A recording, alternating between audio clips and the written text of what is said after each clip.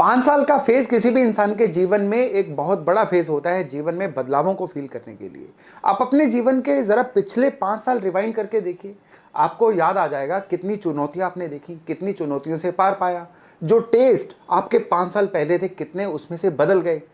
5 साल में इंसान की प्रायोरिटीज बदलती हैं, कई बार जिम्मेदारियों का स्तर बदलता है, उसका इनकम का लेवल बदलता है, और जो चुनौतियां 5 साल से आगे चली जाती हैं ना, वो ब्लॉकेजेस का रूप ले लेती हैं और उनको बहुत जल्दी संभालना जरूरी हो जाता है, नहीं तो वो ब्लॉकेजेस जो है ना, ये जीवन की दिशा दशा दोनों को बदल देती हैं। आज के वीडियो में मैं यही बताने जा रहा हूं कि किस तरह से जीवन को 5-5 साल के हिस्सों में डिवाइड करिए और फिर जीवन को एस्ट्रोलॉजिकली प्लान करिए। 5 साल से आगे का सोचिए ही मत, क्योंकि उससे आगे का सोचेंगे तो आज को गवा देंगे। और 5 साल को अगर आपने सही से प्लान कर लिया ना, एस्ट्रोलॉजी के हिसाब से, अपने प्लैनेट्स के हिसाब से, तो यकीन मानिए आपकी 90% समस्याएं तुरंत डाइल्यूट हो जाएंगी, खत्म हो जाएंगी। बहुत इंपॉर्टेंट होने जा रहा है वीडियो, ध्यान से देखिएगा। नमस्ते, मेरा नाम है योगेश शर्मा, स्वागत है आपका happy life with Yogesh Sharma में। और दोस्तों, आगे बढ़ने से पहले एक विनम्र निवेदन कि अगर अभी तक आपने अपने इस चैनल को सब्सक्राइब नहीं किया है तो कृपया तुरंत सब्सक्राइब करिएगा और बेल बटन दबाना ना भूलिएगा। तो अगले 5 साल में अगर आपको अपनी लाइफ को एस्ट्रोलॉजिकली प्लान करना है ना, तो 2 चीजों का ही ध्यान रखना है बस, कि अगले 5 साल में आपकी दशा या अंतर दशा में कौन से ग्रह आ रहे हैं, बस इसको नोट करके रखिएगा। और 4 बड़े प्लेनेट यानी शनि, राहु, गुरु और केतु, ये जो 4 बड़े प्लेनेट है ना, इनका जो चलते हुए गोचर आएगा, ये आपके कोई इंपॉर्टेंट घरों को प्रभावित तो नहीं कर रहा है। इंपॉर्टेंट घर कौन से होते हैं? पैसे से संबंधित दोनों घर, यानी 11वां और दूसरा घर, ये बड़े इंपॉर्टेंट होते हैं। और स्पेशली इंपॉर्टेंट होता है आपका करियर का घर। ये घर अगर सही से काउंटर हो जाए ना, तो फिर आप बहुत समस्याओं से खुद ब खुद ही पार पालोगे। क्योंकि लाइफ में आप ना नोट करिए, इंसान की ना ज्यादातर समस्याएं अपने कारोबार, पैसा और उनसे उपजने वाली पीड़ाओं से जुड़ी होती हैं। तो आपने बस ये चेक करना है कि चलते चलते ये जो ग्रह हैं, इन घरों को प्रभावित तो नहीं कर रहे हैं। अगले 5 साल की इस तरीके से बस प्लान करिएगा। और अब मैं बारी बारी से आपको बता रहा हूं कि अगर इन घरों को राहु प्रभावित करें तो आपको क्या करना है, क्योंकि मैं सभी ग्रहों के बारे में बताने वाला हूं। अगर अगले 5 साल में आपकी दशा या अंतरदशा में राहु आने वाले हैं, या जो घर मैंने बताए हैं राहु इनको प्रभावित करने वाले हैं चलते चलते, तो आपको सबसे पहले क्या करना है, रेगुलर इंटरवल पे जौ और दूध मिक्स करके जल प्रवाह करने हैं। अगर आप किसी ऐसे एरिया में रहते हैं जहां पे चलता हुआ पानी नहीं है, तो भी साल में कम से कम 2 या 3 बार आपको चलते हुए पानी तक जाना होगा और रात भर भिगोए हुए जौ और दूध ये जल प्रवाह करने होंगे। क्वांटिटी कितनी लेंगे? क्वांटिटी आप जितनी मर्जी ले लीजिए, आधा किलो लीजिए, पाव भर ले लीजिए, 1-1 किलो ले लीजिए, लेकिन दोनों चीजें यानी कच्चा दूध और जौ, इनको मिक्स करके जल प्रवाह करिएगा। यहाँ पे एक चीज आपने ध्यान रखनी है कि जो राहु होते हैं ना, ये जौ होते हैं, दूध जो होता है ये चंद्रमा होता है। राहु हमेशा चंद्रमा के सानिध्य में अपना जो जहरीलापन है ना, वो छोड़ देते हैं। चलता पानी भी जो है ये खास तौर पर चंद्रमा ही होता है। जब आपको एलिमेंट समझ आ जाएंगे ना, तो आप उपाय को बहुत बेहतरी से कर पाएंगे। तो आपकी लाइफ में अगर अगला 5 साल, अगले 60 महीने जो हैं राहु की अथॉरिटी के अंदर आ रहे हैं ना, तो ये उपाय करना राहु की हर शरारत से आपको बचाएगा। राहु की शरारतें कैसी होती है? इंसान इंपल्सिव हो जाता है, इंसान जल्दबाज हो जाता है, या इंसान के मन में कुछ इस तरह की फीलिंग्स आती हैं कि इंसान किसी भी तरह से किसी चीज़ को पा लेना चाहता है और उस जल्दबाजी में अपने बड़े डैमेजेस कर देता है। इवन खराब राहु जो है ना, इंसान का करिश्मा, इंसान की ग्रेस खत्म कर देता है, यानी वो इंसान दुनिया को दिखना ही बंद हो जाता है। अपॉर्चुनिटीज उसके सामने से निकलती रहती हैं, लेकिन वो इंसान अपॉर्चुनिटीज को ढंग से कैश नहीं कर पाता है। ये होती हैं राहु की खराबियां। राहु को सही करने के लिए अपने घर की छत को साफ रखना है। राहु को सही करने के लिए आपको सबसे जो जरूरी चीज है ना, आपके घर का राहु का कोना पहचानना है। राहु का कोना होता है आपके घर का नैऋत्य कोण, यानी साउथ वेस्ट, साउथ और वेस्ट के बीच वाला कोना। ये कोना जितना गंदगी से भरा हुआ होगा, ये कोने में अगर टॉयलेट होगा, तो राहु जो हैं इनको खराब होने से कोई बचा नहीं सकता है। राहु की एक बहुत बड़ी खराबी होती है आपके घर के टॉयलेट्स का गंदे होना, या टॉयलेट्स के दरवाजे का ज्यादातर खुला रहना। ये राहु की बड़ी खराबी होती है। घर के दरवाजे इस तरह से अरेंज करवाइए कि टॉयलेट के दरवाजे हमेशा बंद रहें और आपके घर के टॉयलेट सदा साफ रहें। तो फिर अगले 5 साल में राहु जब भी ऑपरेट करेंगे, आपको डैमेज नहीं करेंगे, बल्कि आपको मक्खन में से बाल की तरह हर समस्या से निकाल के ले जाएंगे। राहु के बाद एक अन्य महत्वपूर्ण ग्रह है शनि। अगर अगले 5 साल तक आपकी शनि की दशा अंतरदशा चल रही है, या शनि आपके इंपॉर्टेंट घरों को प्रभावित कर रहे हैं, तो आपको क्या करना है? शनि को सही करना है ना, तो आपको 3 चीजें करनी है। पहले नंबर पे तो आपको हनुमान चालीसा पढ़ते रहना है। शनि की शांति का इससे सटीक उपाय कोई नहीं है। पीपल के पेड़ को शनिवार जल दीजिए, ये शनि का दूसरा उपाय है। जो लेबर होती है ना, खास करके जो सिविल लेबर, मकान बनाने वाले मजदूर, आप इनको कुछ ना कुछ खाने पीने का सामान देते रहिए, इनकी सहायता करते रहिए, ये शनि का बहुत बड़ा उपाय है। अगर आपका काम मशीनों का है तो आपको क्या करना है, लाल रंग का स्वस्तिक का निशान मशीनों पे लगा दीजिए। इससे क्या होगा, आपके शनि मशीनों के थ्रू बिगड़ने से बचेंगे। घर का जो पश्चिम कोना है ना, ये शनि का कोना है।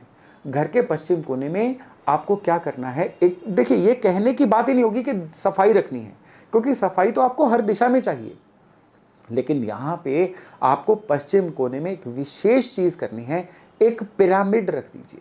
कौन सा पिरामिड रखिए, या तो पीतल का पिरामिड, नहीं तो लकड़ी का पिरामिड। अन्य कोई भी मिक्स मेटल वगैरह का पिरामिड या क्रिस्टल का पिरामिड नहीं रखना है। आपको या तो लकड़ी का पिरामिड रखना है या केवल आपको ब्रास का यानी पीतल का पिरामिड रखना है। उसके वजन साइज आपके एरिया के मुताबिक रहेगा। तो आपको ये करना है, इससे क्या होगा, शनि के फेज में शनि बिगड़ने से बचेंगे। और शनि के लिए स्पेशली आपने एक और चीज करनी है कि शनि के दिशाओं में शनि के जो दुश्मन ग्रह हैं ना, यानी कि सूरज, उसका सामान नहीं रखना है। यानी अपने घर के पश्चिम में आपको सूरज की कोई पेंटिंग नहीं टांगनी है, आपको ऑरेंज कलर नहीं देना है। ये बेसिक चीजों का आपको ध्यान रखना है। शनि के बाद बात करते हैं अन्य इंपॉर्टेंट ग्रह की, बृहस्पति। अगले 5 साल में अगर आपका बृहस्पति का फेज चल रहा है तो इसको गारंटेड मान के नहीं चलिएगा कि अब बृहस्पति है तो अच्छा ही होगा। बृहस्पति बिगड़ेंगे ना तो इसका डैमेज बाकियों से कहीं ज्यादा होता है। बृहस्पति बिगड़ते हैं जब आपके घर में वेंटिलेशन की कमी होती है। तो बृहस्पति के फेज में घर को पूरी तरह से हवादार रखिए। बृहस्पति के फेज में आपको अपने घर के जो बड़े बुजुर्ग हैं उनकी सेवा खूब करनी है। बृहस्पति के फेज में अपने ईष्ट को मानिए, जो फैमिली के पुराने रिचुअल्स चलते आ रहे हैं ना, उनको फॉलो करिए। बृहस्पति के फेज में आपको कोशिश करना है कि किसी ना किसी तरीके से आप या तो केसर का तिलक लगाते रहिए, नहीं तो शरीर पे सोना धारण कर लीजिए। बहुत सारे लोग ना बृहस्पति की किन्हीं पोजीशनों की वजह से सोना धारण करने से घबराते हैं कि सोना धारण करेंगे तो अगर बृहस्पति उनके बिगड़े हुए हैं, नीचे हैं, तो ये और खराब हो जाएंगे। यकीन मानिए, सोना धारण करने से बृहस्पति कभी गलत फल नहीं देते हैं। तो बृहस्पति का फेज चल रहा है ना, यहां पे मैं जेमस्टोन की बात नहीं कर रहा हूं, आप सोना जरूर पहनिएगा, बृहस्पति आपके अनुकूल होंगे ही होंगे।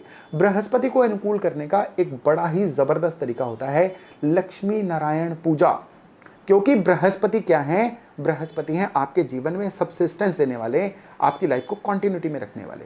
और जो भगवान लक्ष्मी नारायण हैं उनकी भी ऊर्जा जो है ये प्रोवाइडर की है, चीज़ों को कंटिन्यूटी में रखने की है। विष्णु सहस्त्र नाम पढ़िए या लक्ष्मी नारायण जी की पूजा करिए, फिर देखिएगा कि बृहस्पति किस तरह से आपके जीवन को उज्जवल बनाएंगे। अब बृहस्पति के बाद अगर बात करें एक और इंपॉर्टेंट ग्रह की, वो है केतु।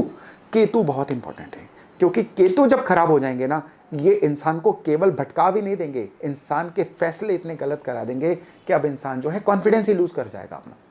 केतु की जब खराबी होगी ना, तो या तो इंसान को चोट लगती है या उसकी हेल्थ की समस्याएं बहुत बढ़ जाती हैं और काम कारोबार में एकदम अकेला पड़ जाता है इंसान, यानी उसका साथ देने वाला कोई नहीं मिलता और लगातार वो जो इंसान है ना, गलत फैसले लेता चला जाता है।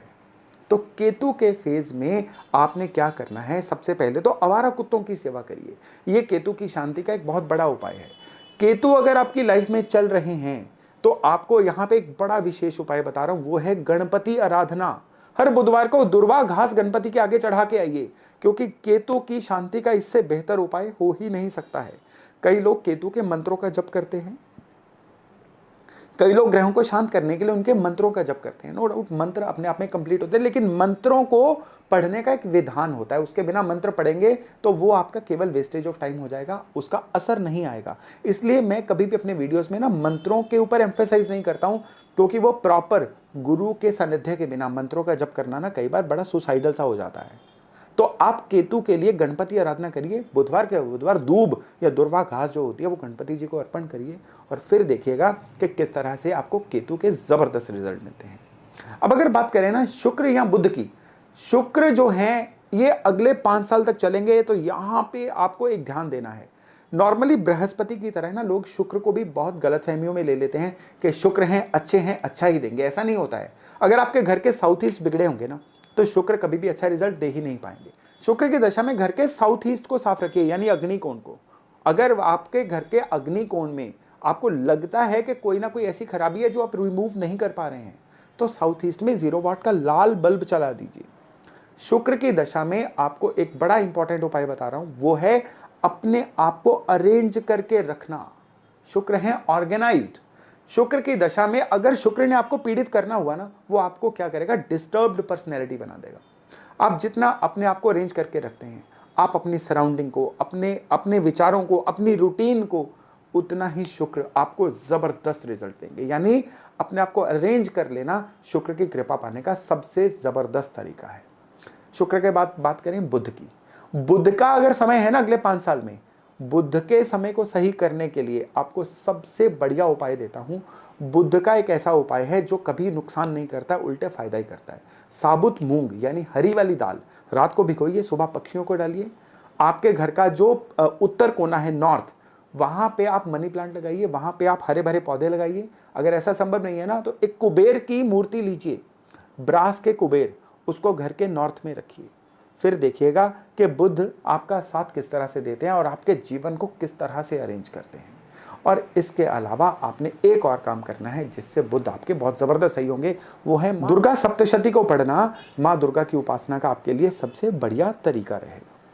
सूर्य की अगर दशा चल रही होगी ना अगले 5 साल तक या इसमें मेजर पीरियड तक अगर सूर्य की दशा है, तो याद रखिएगा आप शेष दुनिया से कट से जाओगे, परिवार से भी कट से जाओगे। आप अपने रोजगार, अपने कामों में इतना व्यस्त हो जाओगे कि सोशल सर्कल आपका नील सा ही बन जाएगा। यहां पे आपको इस चीज को अवॉइड करना है। सूर्य की दशा में आप दुनिया से कटिएगा मत, लोगों की सहायता करते रहिए, दुनिया से संबंध जो है बना के रखिए और फिर आप अपने जीवन में आगे बढ़ने की कोशिश करिए। ये सूर्य बहुत बढ़िया फल देंगे। सूर्यांजलि देना सूर्य को खुश करने का सबसे बढ़िया तरीका है।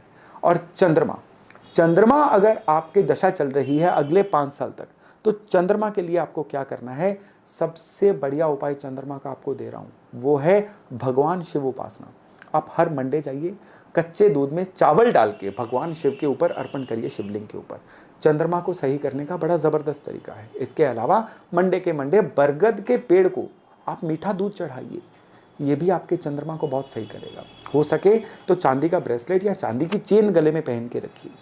यहाँ पे ये चंद्रमा जो है ना, इस तरीके से भी आपको अनुकूलता देंगे। चंद्र को सही करने का तरीका है, घर का जो नॉर्थ ईस्ट है ये चंद्र की दिशा मानी जाती है। घर के नॉर्थ ईस्ट में चांदी के बर्तन में जल भर के रखिए, कोशिश करिए ये गंगा जल हो।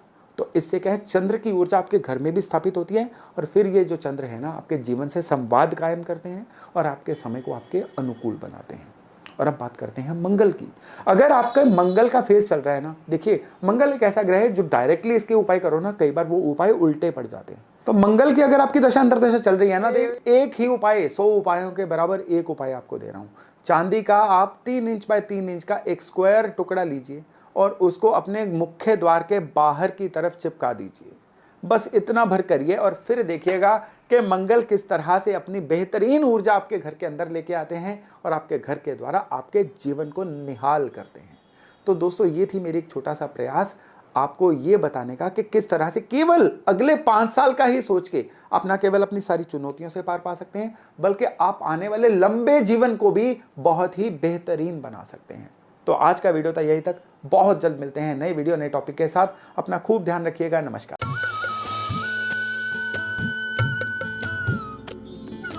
सर्वधर्म संगम, धर्म के सच्चे प्रहरी।